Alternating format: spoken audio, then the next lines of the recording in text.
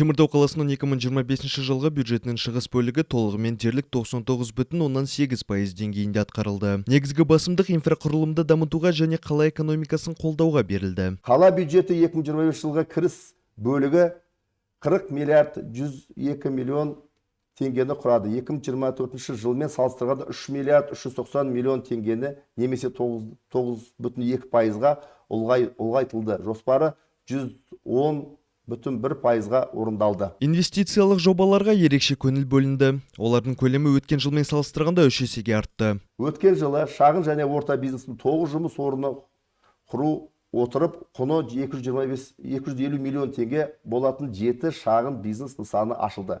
2026 жылы шағын және орта бизнес құны 433 миллион теңге болатын 5 нысан 15 жұмыс орын ашу көзделіп отыр. Нәтижесінде қалада инженерлік желілер белсенді түрде жаңартылып, газдандыру жұмыстары дамыды және инфрақұрылым жаңғыртылды. Тұрғын үйлердің жылу желілерін реконструкциялау және коммуникациялық инфрақұрылым салуға қарыздардың түсуі 5 миллиард 770 миллион 700 мың теңге.